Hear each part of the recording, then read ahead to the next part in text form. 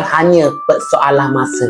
75% masyarakat kita ni tak boleh menyimpan dalam bentuk duit walaupun RM1,000. Itu statement daripada bank negara kita sendiri. Jadi kalau tuan-puan rasa tuan-puan memang tak boleh menyimpan dalam bentuk duit, ubati dengan tabungan emas, insya-Allah. Untuk tabungan kali pertama, kali ke-10, kali ke-20, tuan-puan jangan fikir lagi tentang untung rugi. Paksa dulu buat simpanan. Paksa.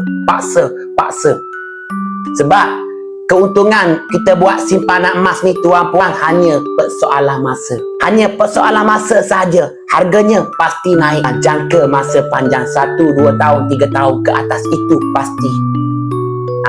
Kita tengok contoh-contoh yang telah berlaku lah. Akan terus naik. Jadi tuan-puan yang nak saya bantu nak mula menabung emas dengan cara yang betul, dengan ilmu, buka sahaja akaun emas secara percuma. Link di profile TikTok saya telah saya sediakan.